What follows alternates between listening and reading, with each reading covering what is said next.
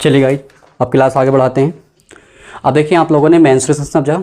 Menstruation क्या होता है, उसमें क्या करते हैं हम लोग। उसके बाद हमने आकृतियों के आधार पर, जो आकृतियों के प्रकार होते हैं उनके आधार पर मेंस्ट्रुएशन को दो भाग में बांटा, 2D मेंस्ट्रुएशन और 3D मेंस्ट्रुएशन। 2D मेंस्ट्रुएशन किसे कहते हैं वो समझा, 3D मेंस्ट्रुएशन किसे कहते हैं ये समझा।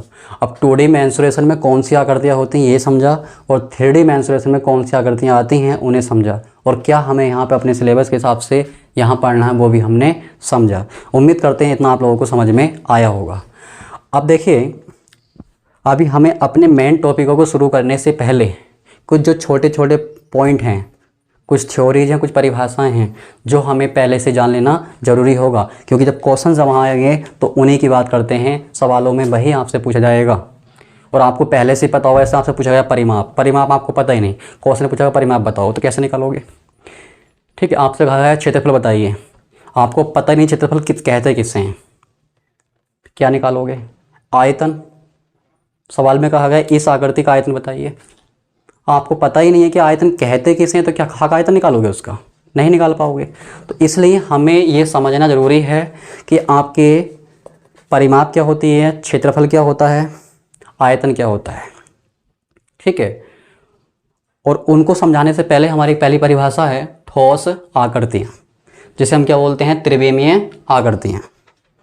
रख लिया, समझा दिया मैंने इसको, लेकिन फिर भी मैंने थोड़ा अलग से इसको बता रहा हूँ। देखिए, ठोस आकृतियाँ बोले हैं या त्रिविमीय आकृतियाँ, यानी कि 3D फिगर्स।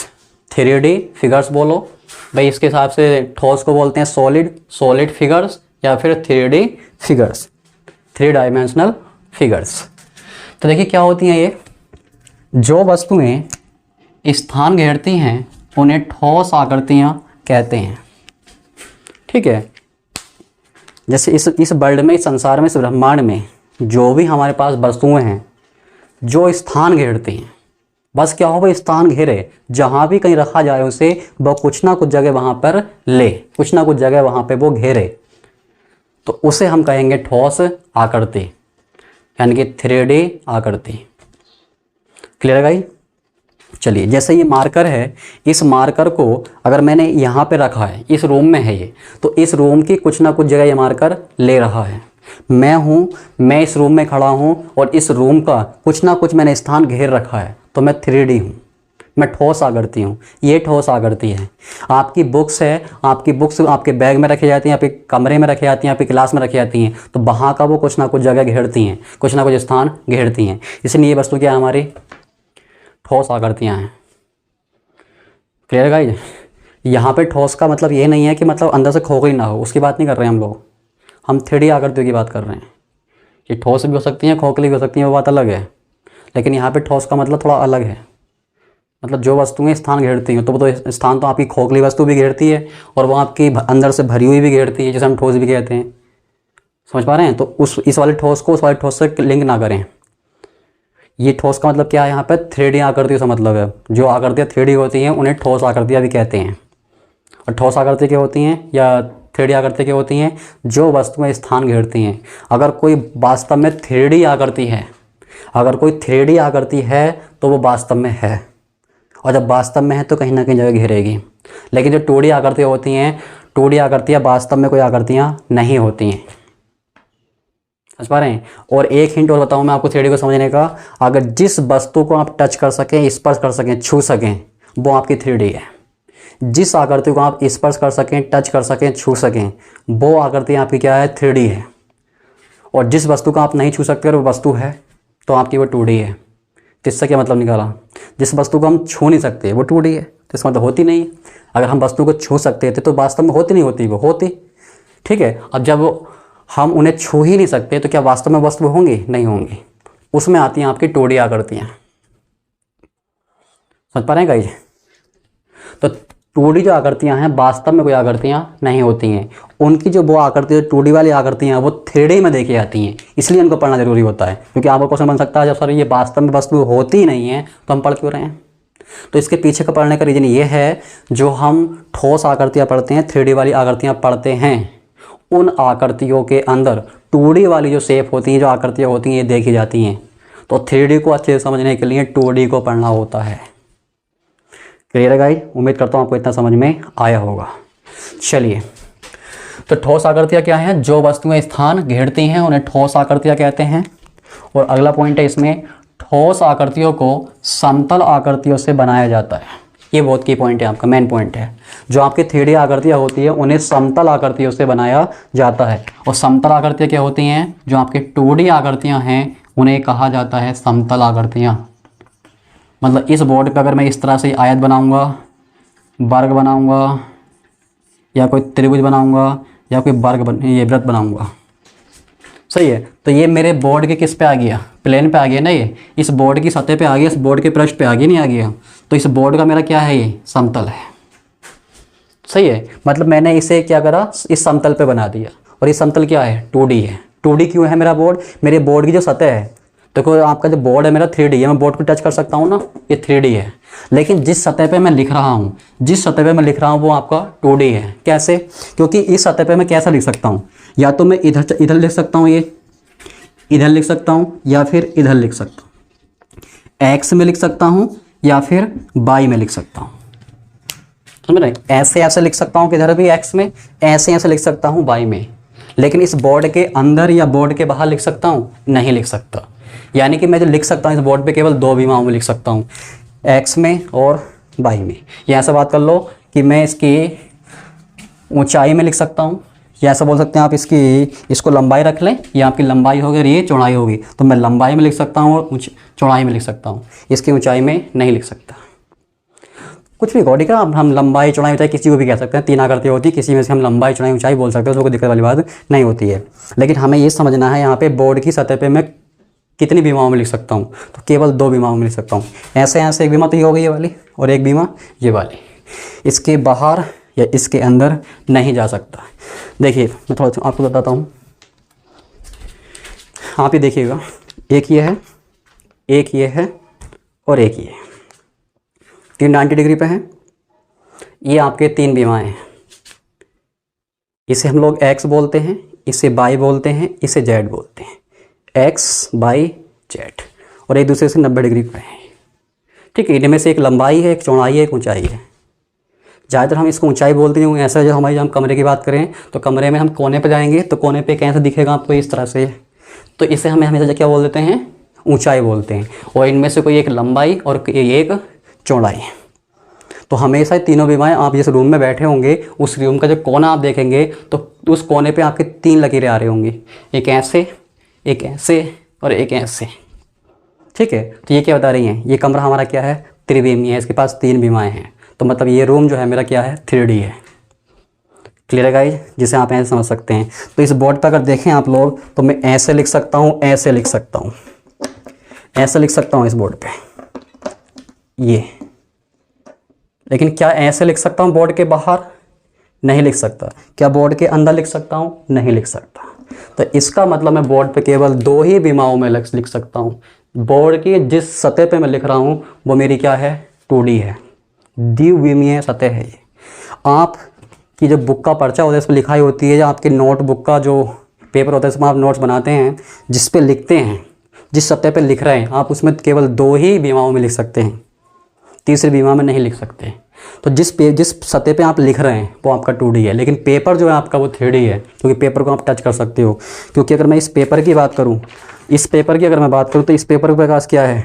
ये चौड़ाई है, ये लंबाई है, और इसके पास ये गहराई, ये मोटाई है, जैसे हम ऊंचाई रख सकते हैं। मोटाई तो है ना सी कुछ ना कुछ। तीनों बीमाएँ हैं, ये भी है, एक बीमा ये, दूसरी ये और तीसरी इसकी मोटाई। 3 बीमाएँ हैं। क्लियर है गाइस? लेकिन अगर मैं इसकी मोटाई को नगण्य मान लूँ, मैं ये मान लूँ कि ये पेपर बहुत ही पतला है, बहुत ही पतला, लेकिन फिर भी पेपर तो होगा। लेकिन मान लो कि वो इतना पतला कि बहुत की नगण्य नाकरण मान सकते हैं, तब तो हम इसे 2D कह सकते हैं। लेकिन अगर ये वास्तव में वस्तु है तो भाई कुछ ना कुछ तो इसकी मोटाई होगी, चाहे वो भले ही नगण्य हो लेकिन होगी। तो इसका मतलब 3D वास्तव में होता है, लेकिन 2D वास्तव में नहीं होता। क्योंकि जिस दिन इस पेपर की मोटाई खत्म हो जाएगी पेपर ही नहीं होगा। समझ पा रहे हैं गाइस? जिस दिन इस पेपर की मोटाई खत्म हो जाएगी पेपर ही गायब, पेपर ही नहीं होगा भाई। क्लियर है? तो आप समझ पा रहे हैं 2D आकृतियाँ वास्तव में नहीं होती हैं, 3D आकृतियाँ वास्तव में होती हैं। लेकिन जिन 3D आकृतियों को हमें सब पढ़ना होता है, आप ये देख रहे हैं इस पेपर को, इस पेपर को सामने से आप देखें तो ये क्या है? ये आयत है। इसलिए हमें 2D को पढ़ना होता है, क्योंकि आयत क्या है, 2D है।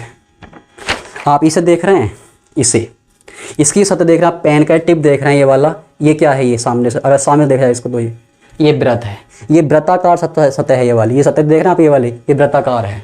लेकिन किस में आ रही है, 3D में आ रही है। लेकिन इस 3D को अगर आपको समझना है, इस पेन को अगर समझना है, तो इसकी जानकारी तो होनी चाहिए ना। इसकी जानकारी आपके पास है ही नहीं, तो क्या आप इसके क्षेत्रफल की बात कर पाएंगे, क्या आप इसकी परिमाप निकाल पाएंगे, नहीं निकाल पाएंगे। तो अगर 3D पे काम करना है तो 2D को समझना होगा, लेकिन 2D वास्तव में नहीं होता है। Got it guys? ओके।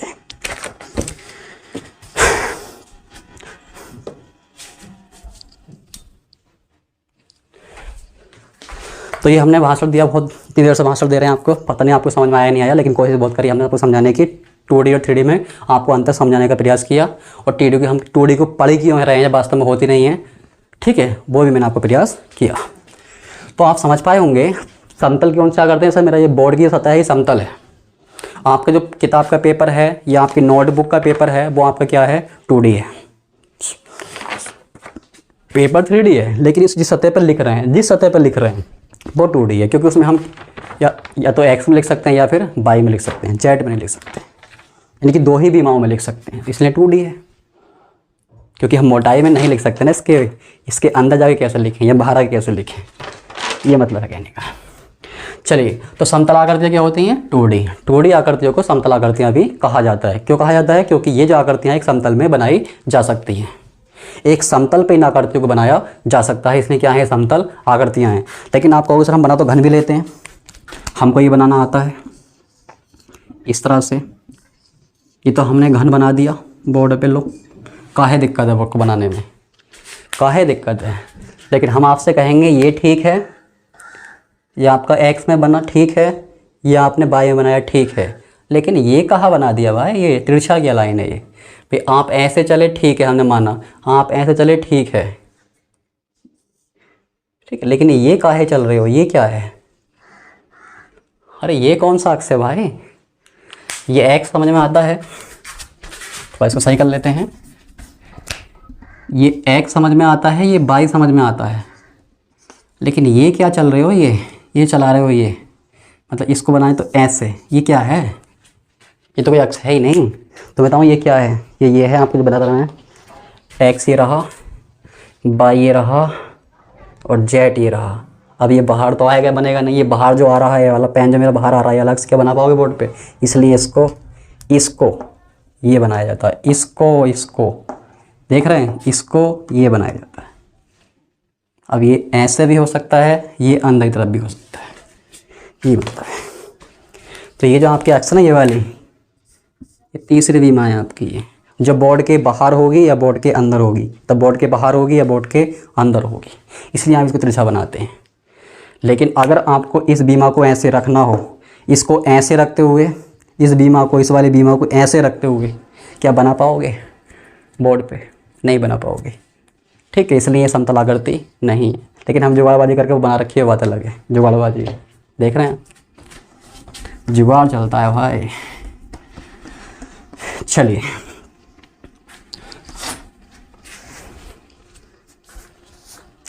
अब देखो थोड़ा सा मैं आपको बताता हूँ ये 2D से 3D कैसे बन जाता है, 2D से 3D कैसे बन जाता है। तो देखो आपको करना क्या है, आपका एक सिक्का है, अगर आप लोगों के पास 10 रुपये का सिक्का है तो 10 रुपये का सिक्का लो और उसकी मोटाई को नगण्य मान लो, देखो 3D तो है वास्तव में वो, ठीक है, लेकिन मैं आपको कह रहा हूँ कि आप उसकी मोटाई को नगण्य मान लो। अब क्या करना है, सिक्का 3D है, हम उसे छू सकते हैं, 3D है ना, लेकिन हम ये मांग चल रहे हैं उसकी मोटाई नहीं है उसके पास, केवल ये है गोलाई, मोटाई नहीं है। तो अब एक सिक्के के ऊपर एक सिक्का रखें, सिक्के ऊपर सिक्का, सिक्के ऊपर सिक्का करते जाएं तो एक ढेर लगेगा ना। और ये ढेर कैसा होता है, ये बेलन होता है भाई। इसे ये देख रहे हैं, ये मार्कर देख रहे हैं मेरा, ये सिक्का रखते चला गया तो पूरा ये क्या बना, ऐसे आकृति बनेगी, ऐसी बनती नहीं बनती, ऐसी आकृति कोठिया जैसी बनती है, नहीं बनती है, ठीक है। तो क्या है, ये बेलन है, इस आकृति को नाम दिया गया है बेलन। तो ये किससे बनी थी, ये बनी थी वृत्त से, वृत्त के ऊपर वृत्त, वृत्त के ऊपर वृत्त, वृत्त के ऊपर वृत्त, वृत्त के ऊपर वृत्त रखता गया तो मेरा क्या बन गया, बेलन। इसलिए जितनी भी 3D आकृतियाँ होती हैं वो हमेशा 2D आकृतियों से बनाई जाती हैं। और हर आकृति को हम घन किससे बनाए हैं, घनाभ किससे बनाए हैं, शंकु किससे बनाए हैं, गोला किससे बनाए हैं, हर आकृति को हम जानेंगे। ठीक है गाइस, आगे बढ़ते हैं। खैर इतना आप समझ पाए होंगे। अगला पॉइंट है हमारा परिमाप। किसी भी आकृति की जो परिमाप होती है वो क्या होती है। ठीक है, परिमाप जो शब्द है वो इस्तेमाल किया जाता है 2D आकृतियों के लिए। परिमाप की जब हम बात करते हो किस लिए बात करते हैं, 2D आकृतियों की परिमाप निकालते हैं हम लोग। ठीक है, चलिए, क्योंकि 3D होता तो जुड़ा हुआ 3D से ही है, क्योंकि 2D आकृतियाँ किससे जुड़ी हुई हैं, 3D से। परिमाप 3D से जुड़ा हुआ है, लेकिन परिमाप निकाला किसका जाता है, हमेशा 2D आकृति का। चलिए, तो परिमाप को समझते हैं क्या होता है। तो देखिए, मैं इसके पहले परिभाषा ले देता हूँ।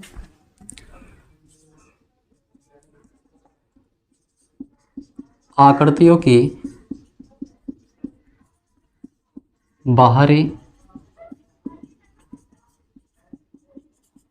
भुजाओं की लंबाई को,